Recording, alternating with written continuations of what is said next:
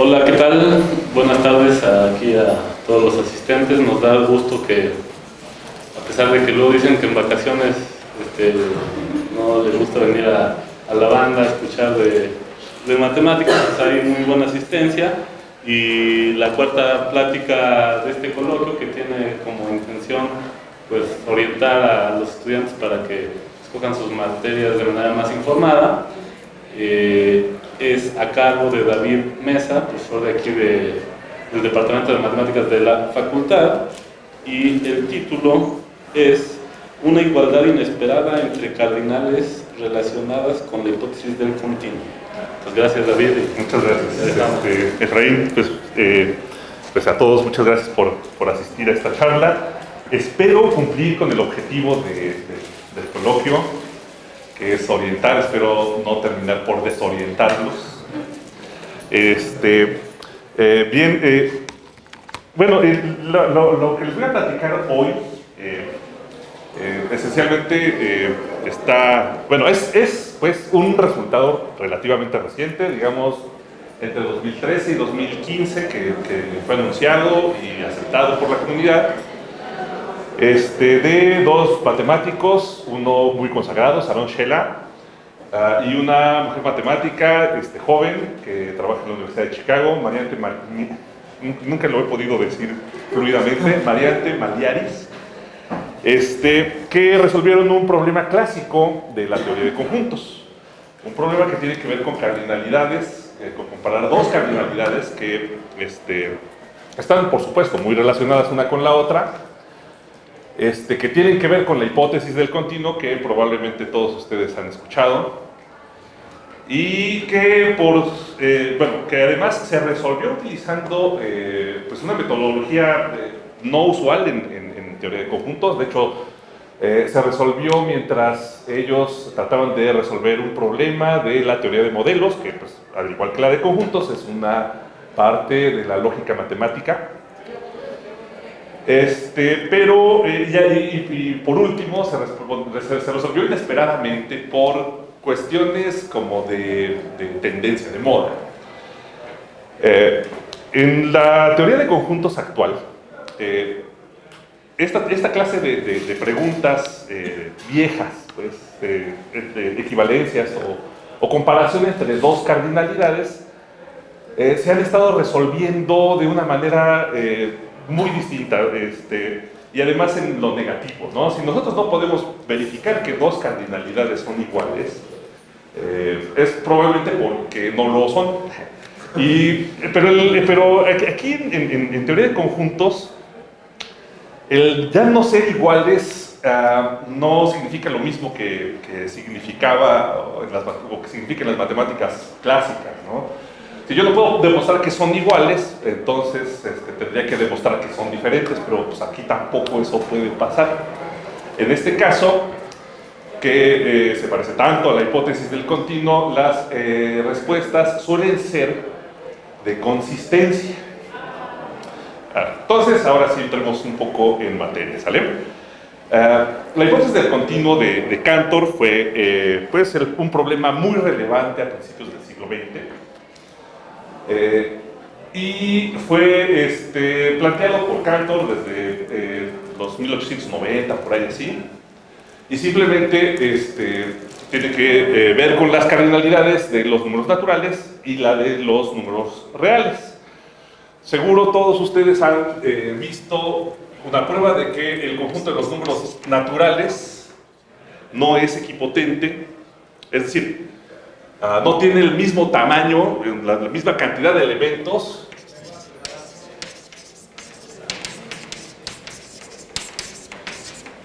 que el conjunto de los números reales, ¿no? Este es un teorema de Cantor de 1800 y cacho, 80 y tantos.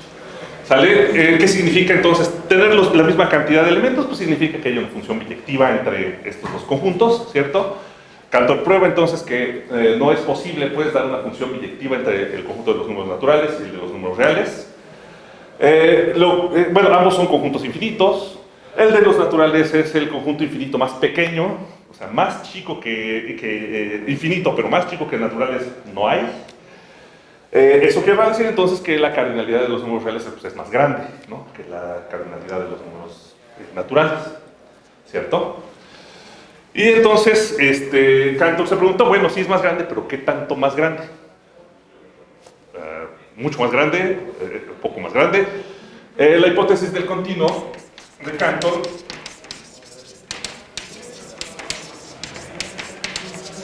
afirma que no mucho más, que la cardinalidad de los números reales es la inmediata siguiente a la cardinalidad de los naturales, ¿sale? Digo, Cantor hizo un desarrollo fenomenal de la teoría de conjuntos, o sea, vaya, de la comparación entre cardinalidades. Cantor vio, por ejemplo, que los naturales, los racionales, los enteros, muchos de estos conjuntos son todos ellos equipotentes, tienen la misma cardinalidad. Y por otro lado vio que los reales, que la familia de subconjuntos de números naturales, que el conjunto que lleva su nombre, el conjunto de Cantor, ese, ustedes lo recuerdan, ¿no?, ese que obtenemos a la hora de tomar el intervalo 0,1, remover el tercio medio de este intervalo y repetir esa operación con los intervalos que nos quedan, remover los tercios medios, y al final tenemos una cosa ahí curiosa, es el que llamamos el conjunto de Cantor. Bueno, todos esos conjuntos son también de la misma cardinalidad, del mismo tamaño, ¿no? Entonces, Cantor se preguntaba si hay, digamos, por ejemplo, en el conjunto de los números reales, algún subconjunto que tenga más elementos que pero menos elementos que los reales, ¿no? Cantor, la hipótesis del continuo fue, no hay. La cardinalidad de los reales es la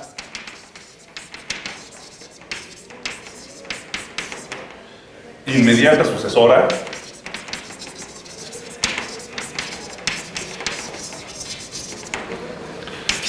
de la de los naturales. ¿Sale? Fue un problema, bueno, fue un problema que pues adquirió mucha notoriedad. En el año de 1900, David Hilbert lo propuso como el primer problema en importancia, pues, para ser resuelto por las matemáticas. Y en los años 30, 1936 creo, Kurt Gödel dio un avance. Kurt Gödel probó que consistentemente sí. ¿Qué significa consistentemente sí?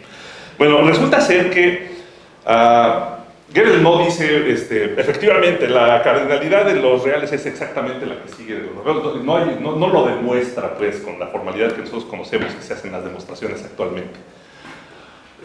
No lo demuestra, de hecho, les adelanto que eso no se puede hacer. Lo que demuestra es que si la teoría de conjuntos no falla, si todo es correcto, ¿no?, en la teoría de conjuntos, y eso quiere decir simplemente que es consistente, ¿no?, que no lleva a contradicciones. Si la teoría de conjuntos usual no lleva a contradicciones, entonces, pues tampoco lleva a contradicciones agregarle la hipótesis del continuo.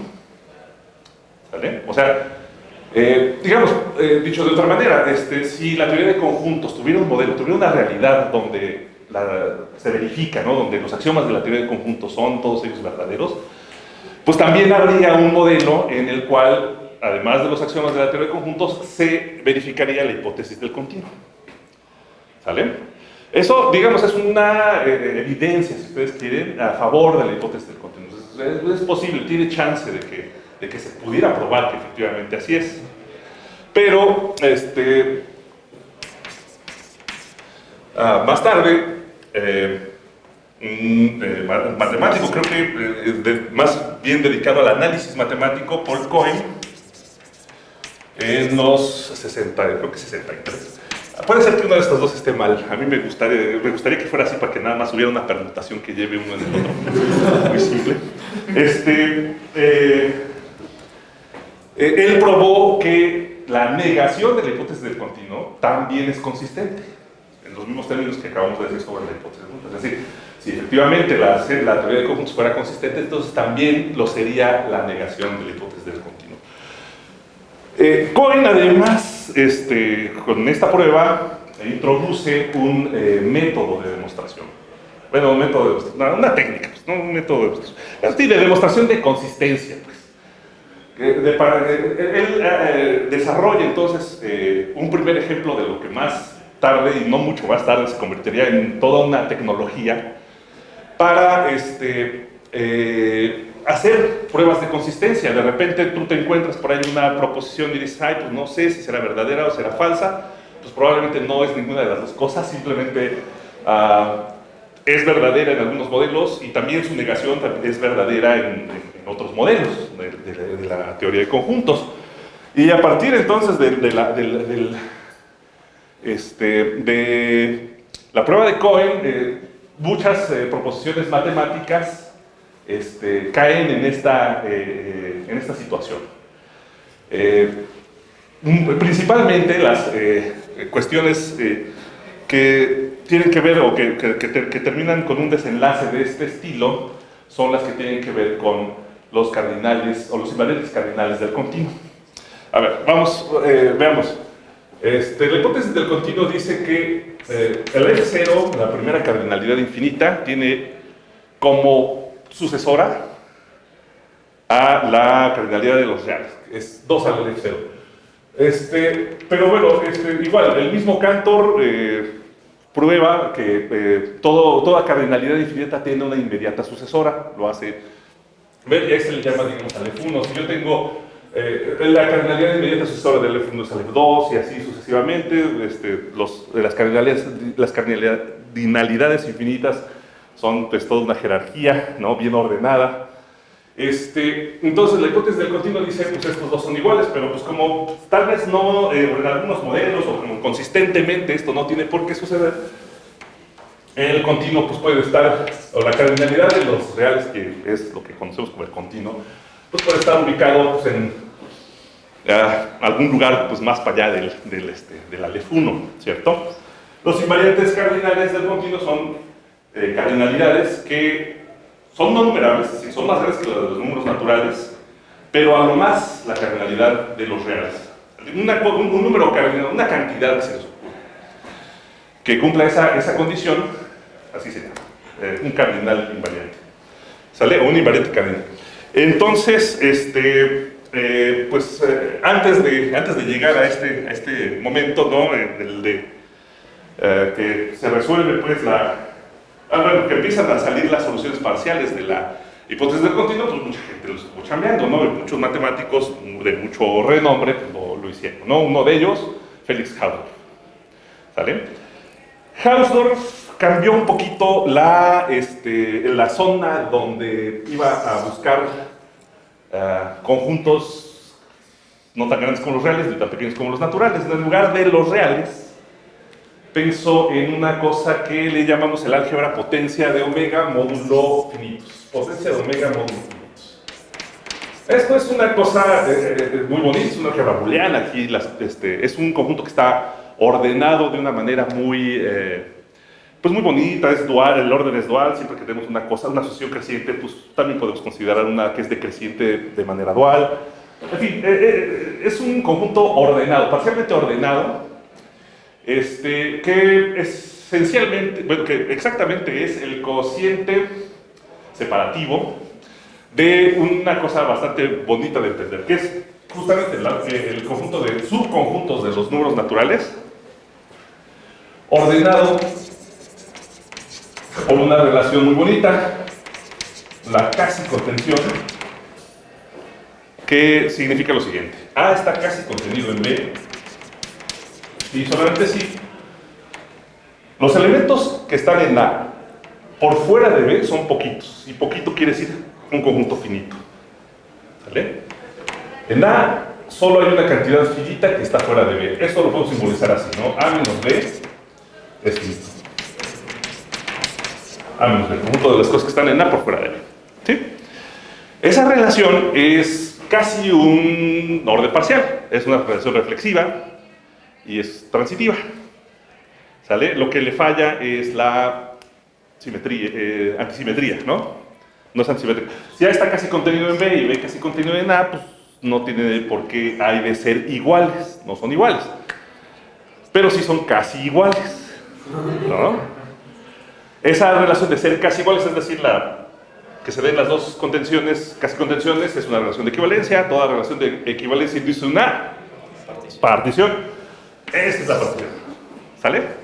Pero bueno, no sé, yo siempre me he sentido más cómodo pensando en la casi contención que pensando en las clases, ¿no? Bueno, en fin, yo creo que Hausdorff también se sintió un poco más cómodo en este lugar. Fíjense que, bueno, la potencia de los naturales, lo hemos dicho, ¿no? Tiene el mismo tamaño, tiene la misma cardinalidad que el conjunto de números reales, y si pasamos al cociente también. O sea, también hay tantas clases de equivalencia módulo de esta relación como números reales. Entonces, seguimos estando en el mismo lugar, ¿no? Y entonces, con ánimos de pues, ver qué está ocurriendo con el continuo, Hausdorff empieza a pensar en sucesiones crecientes y decrecientes de longitudes no solo numerables, ¿no? Que es a las que estamos acostumbrados, ¿no? Sucesiones de números reales, pues es una función de los naturales, ¿no? Sino sucesiones probablemente más largas que simplemente la longitud de los números naturales, ¿no? Por ejemplo, sucesiones de longitud omega 1.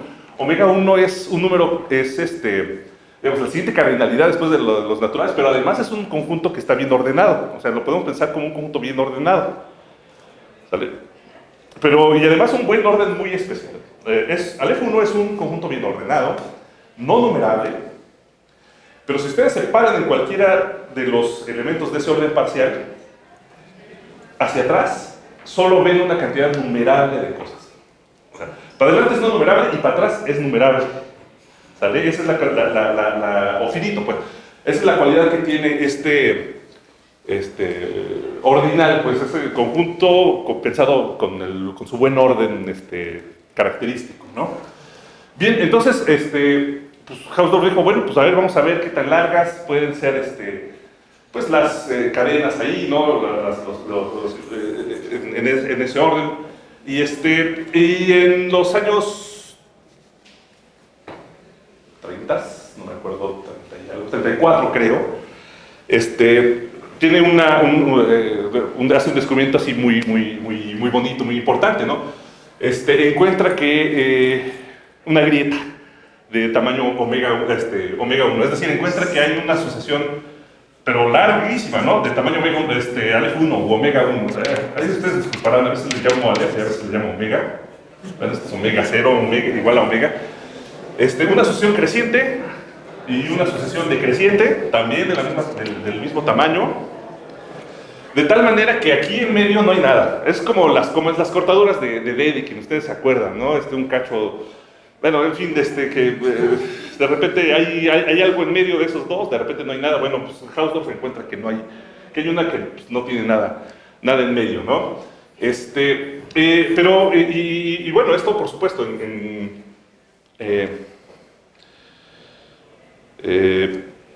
el conjunto ¿no? Potencia de los naturales moduló la casi contención. ¿Sale? Entonces, bueno, en particular, pues, le interesan las sucesiones crecientes o las sucesiones decrecientes de aquí de omega 1. Y, bueno, más tarde, Fritz Rothberger toma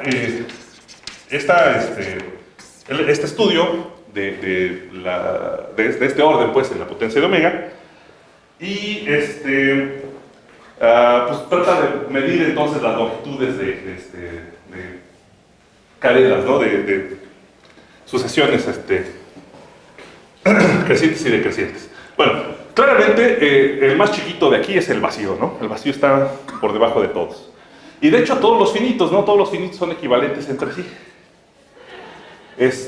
Entonces, digamos, nosotros podemos pensar que una sucesión, por ejemplo, una decreciente, ¿no? de longitud, por ejemplo, omega 1, tiene, pues, siempre una cota inferior, que es el vacío, o la clase el conjunto de los finitos,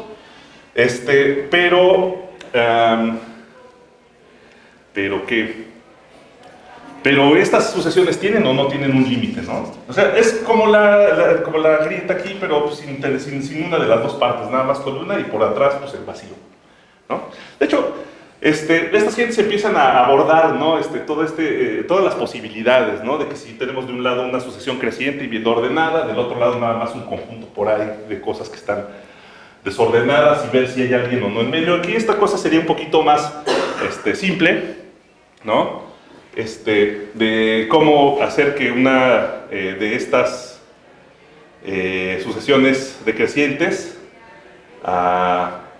pues lo sean de tal manera que pues ya de plano no haya un límite, ¿no? O sea, no haya, en este caso, bueno, cota inferior siempre va a haber, pero un límite sería, pues digamos, pues una cosa aquí antes, que tendría que ser infinito, o sea, más grande que el mínimo, y por detrás de todos estos, ¿no? Pues sí, esa es una cosa ya de considerarse, ¿no? De que si las puede haber con o las puede haber sin un tal límite. ¿Sí? Bueno, a esta clase de sucesiones que no tienen límite, a las que no pueden tener límites, se les llama torres. ¿Sale? Entonces una torre es una sucesión, bueno, sucesión en el sentido general, ¿verdad? De la forma, digamos, a alfa, un alfa menor que algún ordinal, digamos, kappa, cardinal, pues. Tal que, pues el alfa, pues es más grande que el alfa más 1. Y no existe alguien que sea infinito y que esté por debajo de todos los de la torre, ¿sale? No existe un A infinito, de tal manera que este A es más chiquito que todos los alfas, ¿sale? En K. Entonces, ¿qué puede ser este K, no? ¿De qué tan grande o qué tan pequeño? ¿Qué tan pequeño podría ser este K? De hecho, ese es el número de torre. ¿Cuál es el menor tamaño para este K? Para este kappa, ¿no? De tal manera que exista una torre de este tamaño, ¿sale? Bueno, Rosberg prueba que si nosotros tenemos una sucesión infinita, numerable, pues una sucesión en el sentido de siempre, decreciente de conjuntos, si hay en los naturales, en omega, es decreciente, y todos estos son infinitos, entonces existe un conjunto infinito, de tal manera que A está casi contenido en todos los ANs. ¿Sale? O sea, las sucesiones decrecientes siempre van a tener un límite. Las sucesiones de longitud de los naturales, ¿sale? De longitudes más grandes, pues quién sabe, ¿no? La verdad no sabría decirles. No sabría decirles.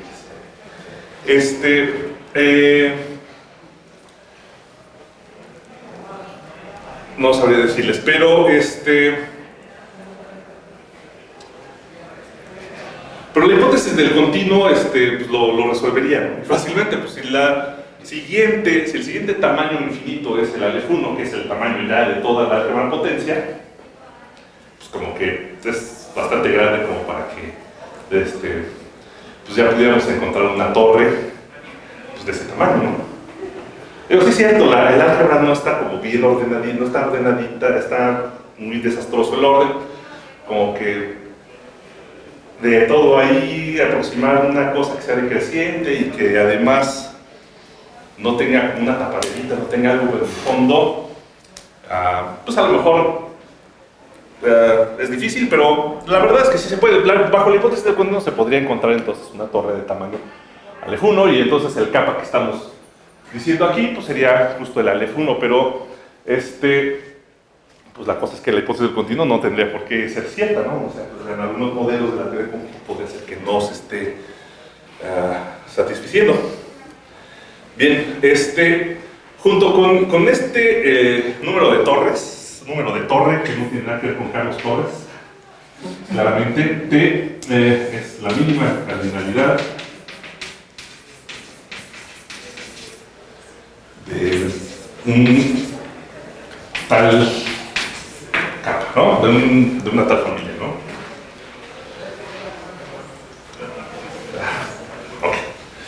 Okay. Junto con él aparece una cosa un poquito más general, que tiene que ver con esto de que pues, de repente pueden estar un poco dispersos nuestros conjuntos, ¿no? O sea, no así ordenaditos para abajo, sino movidos. Pero una cosa con la que tendremos que evitar, desde luego, es que nosotros en una familia con cierta cantidad de conjuntos, pues tengamos dos que sean ajenos, ¿no? Si tenemos dos que son ajenos, pues jamás vamos a poder encontrar uno infinito que pues, esté contenido en los dos, ¿no? Eso nunca va a pasar. Si nosotros tenemos que con una cierta cantidad finita, ya al tomar la intersección ya no hay gran cosa, ya tenemos un conjunto finito, pues entonces no vamos a poder encontrar uno infinito que esté contenido en todos a la vez, o casi contenido en todos a la vez, ¿cierto? Entonces, una cosa un poquito más general que esta noción de torre, pues es la noción de una familia con la propiedad de la intersección finita fuerte. Entonces decimos que una familia, digamos, A, su conjunto de la potencia de omega tiene la propiedad de la intersección finita fuerte si para todo su conjunto finito de A, o digamos para todos n los naturales y A1, A2 hasta AN en la familia A, resulta ser que la intersección de ellos es infinita. No, si la intersección es infinita, pues ahí tenemos un conjunto infinito que está casi contenido en todos los demás, de hecho contenido, ¿no? En todos los demás, ¿cierto? Ok, entonces, o sea, de entrada, entonces una familia con la pi fuerte, pues, es una familia que pues, a pedazos finitos siempre vamos a encontrar a alguien que esté por debajo de ellos, ¿no? Entonces, otra cosa que se puede probar es que si yo tengo una familia con esta propiedad y es numerable,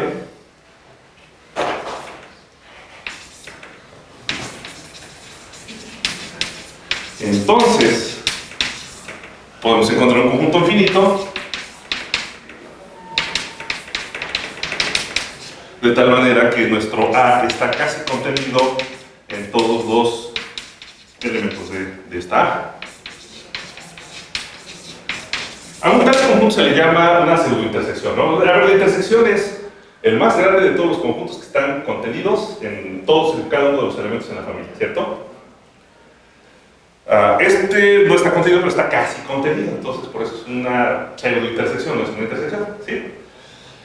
Entonces, fíjense ustedes, cualquier familia que tenga la propiedad de intersección finita fuerte va a tener una pseudointersección infinita, ¿sale? Y esto de tener la pi fuerte es una generalización de ser una torre porque todas las torres tienen esta propiedad, ¿no? Si ustedes agarran una torre y si toman un conjunto finito de una torre, pues la intersección de o la pseudointersección, ¿no? De los elementos de ahí, pues es el más pequeño de ellos, ¿no?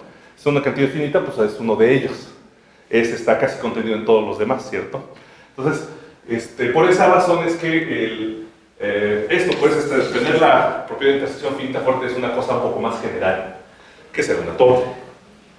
¿Sale? Y pues igual nos preguntamos, ¿no? ¿De qué tamaño tiene que ser una familia que tenga la propiedad de intersección finita fuerte y no tenga pseudointersecciones? Pues numerable no va a ser, tiene que ser más grande que numerable.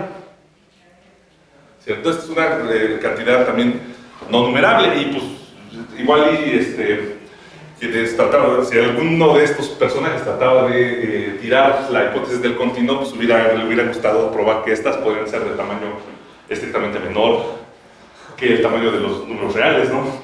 Pero bueno, finalmente la historia, bueno, ya al menos la de la hipótesis del continuo ya la hemos comentado. El continuo puede ser como, pues, mucho más grande incluso que la primera cardinalidad no numerable.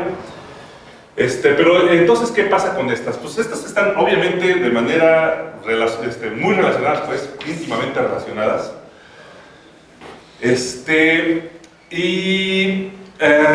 El mismo Rothberger, 1940 y tantos, los 48 yo creo, pero se pregunta si este número T, que es la mínima cardinalidad de una torre, pues, una familia de crecientes sin pseudo-intersecciones, será igual que el número correspondiente para las familias con la propiedad de intersección finita fuerte.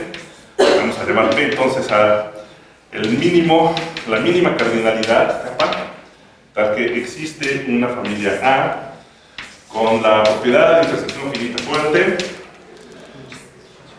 tal que, pues, bueno, A no tiene intersecciones.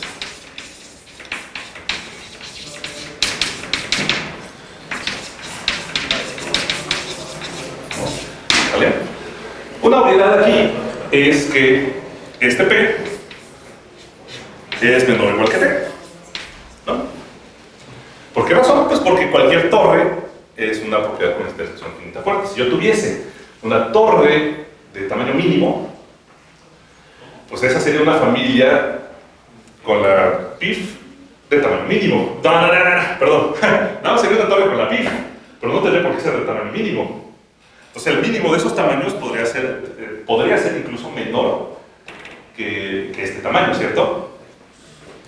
Eso entonces lo prueba Rothberger,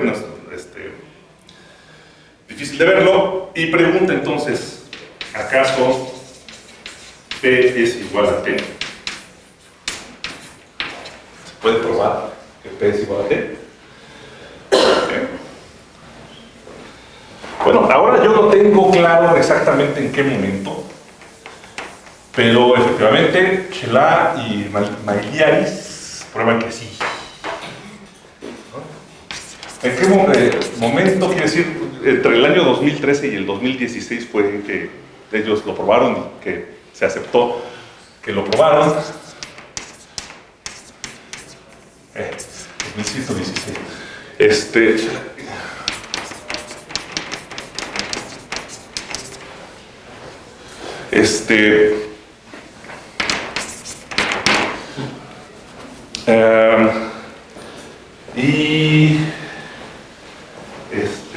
Y bueno, pues ya un poco les adelanté lo sorprendente que resulta este asunto, ¿no?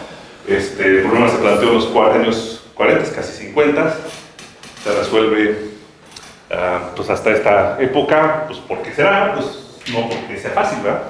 No porque haya sido un problema fácil, era un problema pues verdaderamente complicado, ¿no?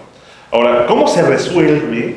Ya vaya, he mencionado que se resolvió pues mientras estas personas buscaban resolver otro problema aparentemente inconexo con en la teoría de modelos.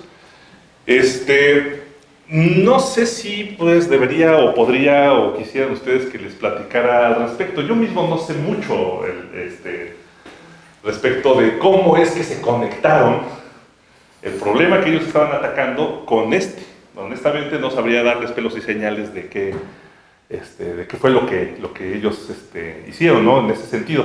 A lo mejor les podría platicar un poco de efectivamente cuál es el problema que ellos se encontraban atacando. ¿Cómo andamos de tiempo, Efraín?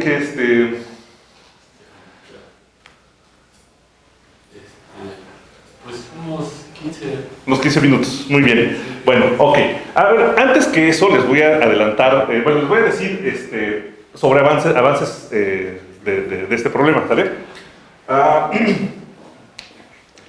Sí, creo que el mismo Rothberger prueba la siguiente cosa chistosa, que si P fuese igual a omega 1, es decir, el siguiente cardinal después del numerable, entonces T también sería igual a omega 1. O sea,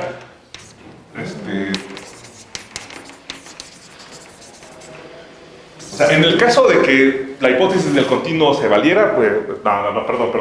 En el caso en el que el P fuera el más pequeño de los cardinales no numerables, pues el T también tendría que ser. O sea, sí serían iguales en ese caso.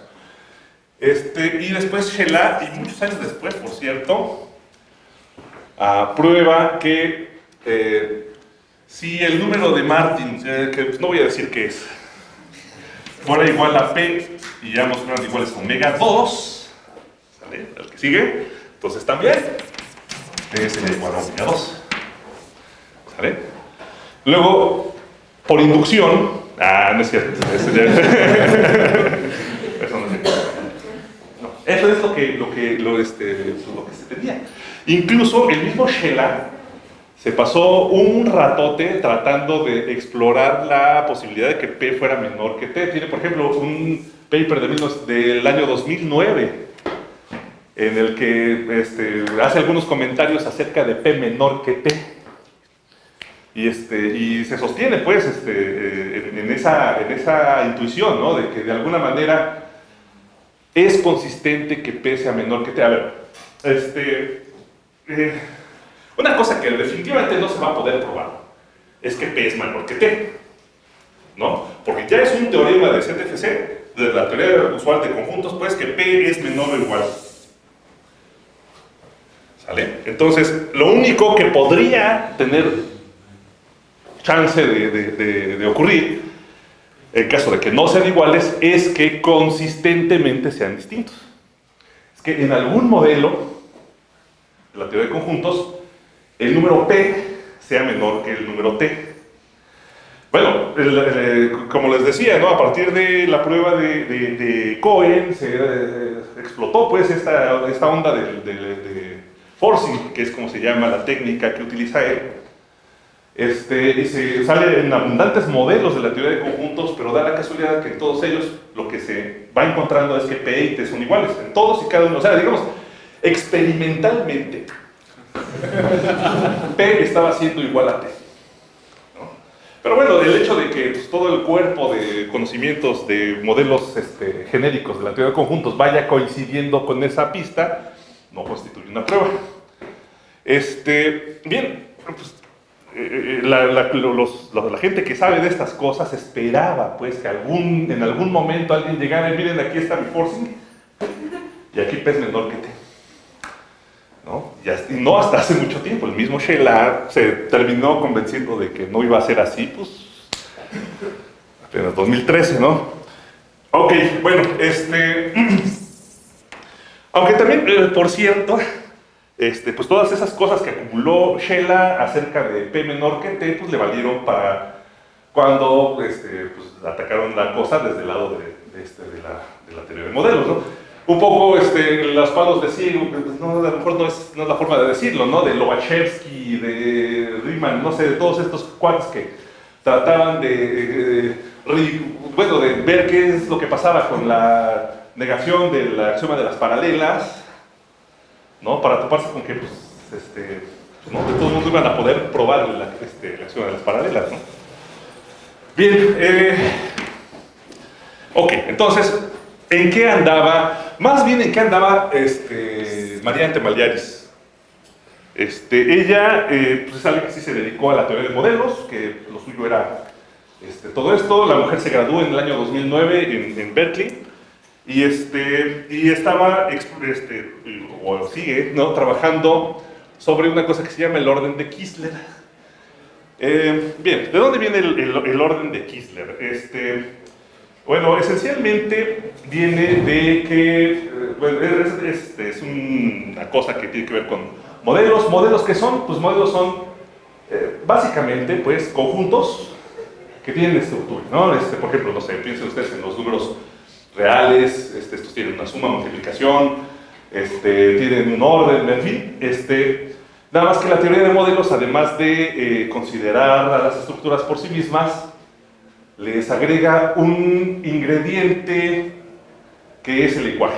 O sea, para la teoría de modelos, además, es importante considerar el lenguaje con el cual se construyen las expresiones que tienen que ver acerca de una estructura. No sé, por ejemplo, si estamos pensando en el campo de los números reales, entonces Desde el punto de vista de la teoría de modelos, estaríamos entonces tomando en cuenta un símbolo para multiplicación, un símbolo para hacer, un símbolo para el 1, un símbolo para lo que falta, ¿no? Para la suma. Y bueno, la teoría de modelos pues ha demostrado su eficacia pues, en algunos aspectos. O sea, vaya, lo que pone en relieve, lo que hace diferente la teoría de modelos con respecto al resto de las matemáticas es eso, el enfocarse o el agregar pues ese plus del lenguaje, ¿no? Bueno, un propósito muy perseguido pues por la teoría de modelos es pues analizar pues los axiomas, ¿no? De repente un conjunto de axiomas y ver cómo son los modelos, es decir, donde nosotros podemos interpretar estas fórmulas que son axiomas, dónde se verifican, dónde se hacen verdaderos, ¿no? ¿En qué mundos? Por ejemplo, el axioma de que la suma es conmutativa, pues se verifica en los reales, ¿no? Si nosotros ponemos A más B igual a B más A, pues en los números reales esto es cierto, ¿no? Pero si a este simbolismo, esta crucecita, que no es la suma, sino es una vulgar crucecita en el pizarrón, le cambiamos la interpretación y se vuelve la multiplicación de matrices, pues esto ya no es cierto, ¿verdad? Bien, el punto es, si nosotros tenemos un conjunto de fórmulas que sabemos pues, que tiene modelo, que al menos no se contradicen entre sí, y nos fijamos entonces en, por ejemplo, la clase de todas las estructuras matemáticas, los modelos que hacen verdaderas a esos axiomas, bueno, pues podemos distinguir entonces a veces algunas clases de estructuras que son como mejor portaditas que otras. Por ejemplo, pero a nivel numerable, ¿no? Un teorema famoso de Cantor del siglo XIX dice que si ustedes tienen cualesquiera dos conjuntos linealmente ordenados, en los que el orden es denso, ¿sí? Entre cualesquiera dos hay un en el medio, ¿sale? Y sin extremos, cualesquiera dos de esos son isomorfos, ¿no? Hay una biyección que preserva el orden, ¿no? Una biyección que es creciente, o decir, como lo quieran pensar, ¿sale? O sea, que cualesquiera dos conjuntos que satisfacen esas cosas, ¿no? De tener un orden que es denso, que es sin extremos y lineal, pues van a ser igualitas. Un isomorfismo las va a hacer lucir exactamente de la misma manera, ¿no? Eso a nivel numerable, ¿sale? Pues algunas teorías tienen esta cualidad, pues todos sus modelos son isomorfos, algunas otras no, ¿sale? Bueno, a nivel no numerable ocurre un fenómeno curioso, ¿no? Un teorema famoso de Michael Morley dice lo siguiente, que si una teoría o un conjunto de axiomas pues tiene resulta ser categórico en alguna cardinalidad no numerable, categórico quiere decir todos sus modelos son isomorfos, todos los que tengan esa cardinalidad son isomorfos, pues es categórica en todas las cardinalidades no numerables. O sea, con serlo en una, ya lo somos en todas las cardinalidades. ¿Sí? ¿Más o menos lo expliqué? O sea, si hay una cardinalidad no numerable en la que todos los modelos de una teoría son isomorfos, entonces en todas las cardinalidades no numerables va a ocurrir lo mismo. ¿Sale? Y al revés también, si hay una cardinalidad no numerable donde puedo encontrar dos modelos no isomorfos de la teoría, entonces en todas las cardinalidades no numerables va a pasar esto mismo, ¿no? Esto es un poco desconcertante, ¿no? Como que pues, las teorías a nivel no numerable, como que el lenguaje de primer orden, como que ya no puede hacer gran distinciones, ya no se puede ver entre lo categórico, o sea, obtener grados, ¿no? De categoricidad cuando ya estamos en cardinalidades no numerables, o sea, algo curioso, ¿no? Está pasando con los modelos de teorías en cardinalidades no numerables. Clasificarlos de esta manera, vaya, o sea, hacer un intento de clasificación, pues no estaría nada mal, ¿no? Shelah propone una noción de, pues, un poco clasificar, algunas teorías son más bonitas que otras. Y define dos nociones, las de ser estable y de ser, bueno, la de ser estable, y pues obviamente es una negación, ¿no? Ser no estable. Ok. La clasificación de Shayla entre estables e inestables. Bueno, también la gente de teoría de modelos la refina, hacen pues, otras nociones intermedias, etc. Los resultados tampoco llegan a ser tanto como satisfactorios, ¿no? Para clasificar las estructuras no numerables. Y también en los años 60, 70, Jerome Kistler propone un orden entre estructuras, un orden entre teorías, pues más que nada, ¿no? Como la estabilidad es una cosa que depende de el número de tipos que son realizables o que son que es posible hacer que se realicen en estructuras más grandes, pues, bueno, vaya, lo que quiero decir es que las estructuras son estables cuando no hay muchos tipos que realizar, y por tipo que realizar entendemos una cosa muy bonita. Un tipo simplemente es la descripción de alguien, de algún elemento de alguien que puede o no estar en una estructura. Por ejemplo, en los racionales nosotros podemos pues dar una descripción de la raíz de 2, ¿no? En los racionales con multiplicación, pensándolos como que podemos multiplicar las raíces, ¿no? Para la raíz de 2 podemos dar una descripción, ¿no? Con una fórmula lo podemos hacer, pero por ejemplo para pi no lo podemos hacer con una sola fórmula, tendríamos que hacer un poco, dar muchas fórmulas que nos dijeran a pi, ¿no? Usando como parámetros a números racionales. Bueno, pues un conjunto de fórmulas que tienen esta cualidad, que de alguna manera describen alguna cosa posible, pues eso es un tipo. Realizarlo es pues que tengan a alguien que de veras cumple con todas ellas, ¿no? Omitirlo quiere decir que pues, no tienen a alguien que lo haga, ¿sale? Los números racionales tienen muchos tipos, tienen uno por cada cortadura, uno por cada número irracional, bueno, también por cada número racional. La teoría de los números racionales es inestable por eso, porque tiene demasiados tipos. Las teorías estables son las que tienen pocos tipos, ¿sale? Bueno, entonces Kistler encuentra una manera como de comparar teorías. Compararlas quiere decir, pues, desde un orden, más bien un preorden, ¿no? El orden de Kistler, esencialmente, lo que significa es como que bueno, una teoría es más grande que otra cuando le cuesta más a la teoría grande saturarse con ultrapotencias con ultraproductos sobre cierta clase de ultrafiltros, que mejor ya les voy a explicar, que a la más chiquita, ¿no? La chiquita, de alguna manera, se le rellenan los huecos de una manera más fácil que la teoría más grande. Dicho de una manera absolutamente informal, eso es lo que significa el orden de Kistler.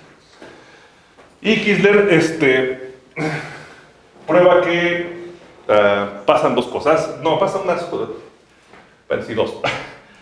El orden de Kistler tiene un mínimo y tiene un máximo.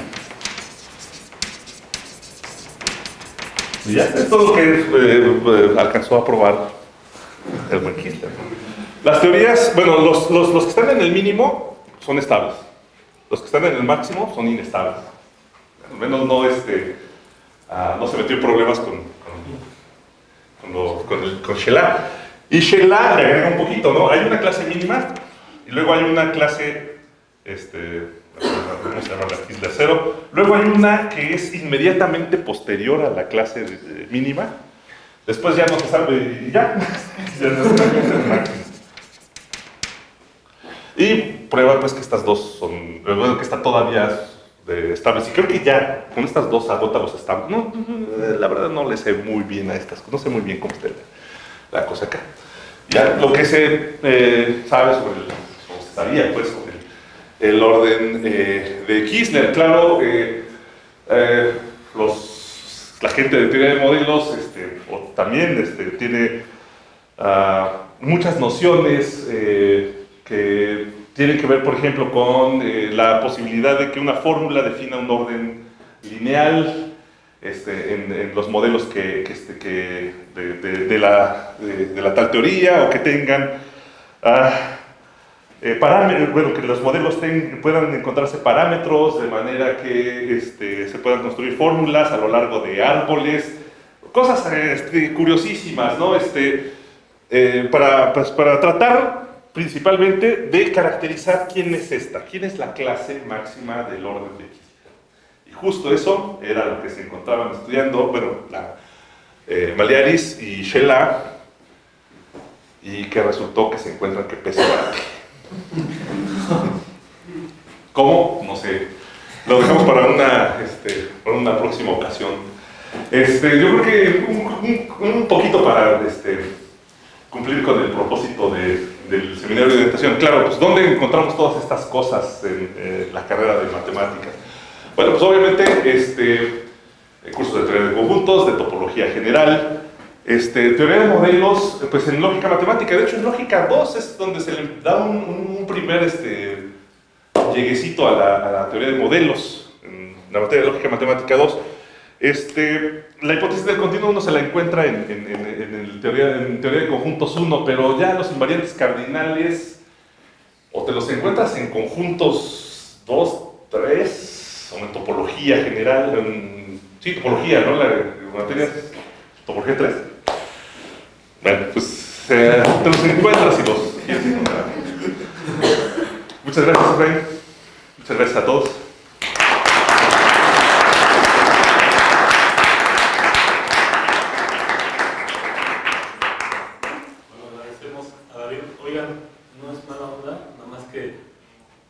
Se tienen que ir a las 3 los trabajadores a comer. Entonces, una pregunta breve, porque si no la ponente que sigue le va a quedar menos tiempo. Para David. ¿Alguien tiene una pregunta? Bueno, ya que nadie hizo. Entonces, la prueba de P igual D que hace Shelah y Maliaris, creo que me ¿no usa forcing? No tendría por qué. O sea, forcing lo usarías para probar que es consistente, que se separan. O bueno, también podrías usar forcing para probar que son iguales. Bueno, para probar que consistentemente son iguales, pero pues es que... Ya tienes eso. O sea, la consistencia de la igualdad, pues con la pura hipótesis del continuo ya es consistente que sean iguales. Sí. Sí, pues una cosa que se salió del modus operandi usual, ¿no? Bueno, pues una disculpa que por las fallas técnicas estamos un poco apretados. Le damos las gracias a David, y si alguien tiene alguna pregunta, también dile dónde sí, está pues por ahí.